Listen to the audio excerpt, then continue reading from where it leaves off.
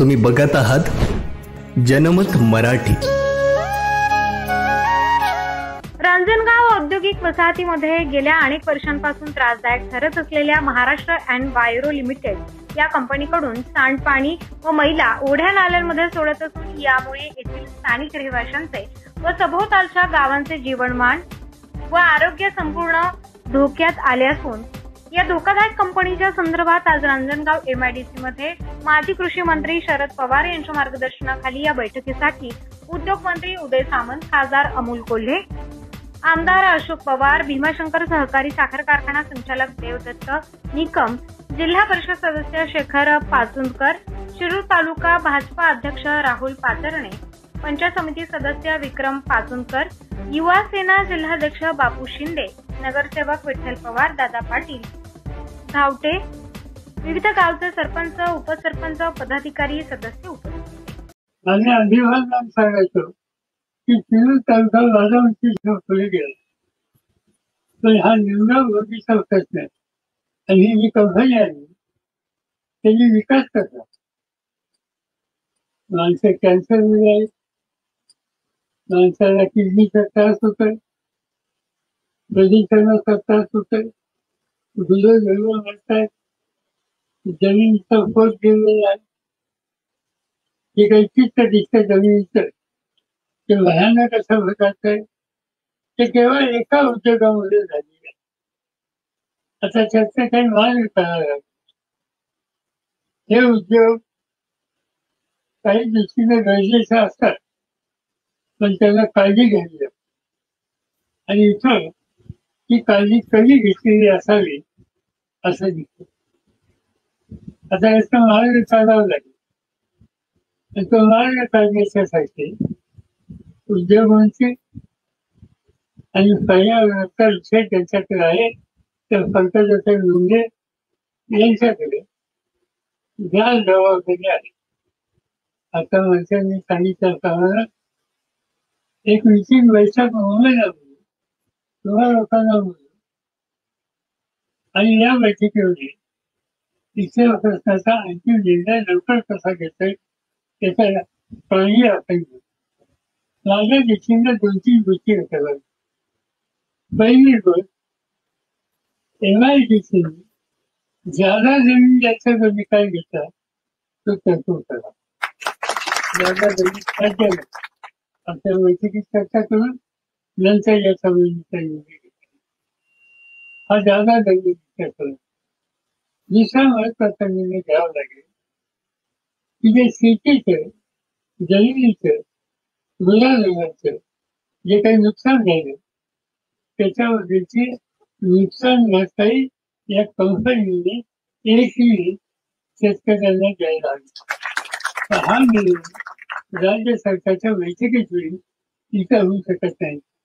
मंत्रिमंडळांची करायची इच्छा असली तरी सरकारचे काही नियम असतात आणि त्या नियमावर हा निर्णय तिथे होईल. तिसरी गोष्ट अशी आहे की शेतीच उद्ध्वस्त झाली, जगायचे लोक त्यासाठी काहीतरी करावं लागेल. आणि राज्यामध्ये यापूर्वी सुद्धा जिथं आमच्या निर्णयाच्या वेळेस शेती उद्ध्वस्त झाली त्या जमिनीच्या मालकाला एकही दरवर्षी काही ना काहीचे नुकसान भरपाई देऊन त्याचा प्रपंच चालेल याची काळजी घ्यावी लागेल. तो विचार या बैठकीमध्ये मांडला जाईल आणि त्यातून हा निर्णय घेतला.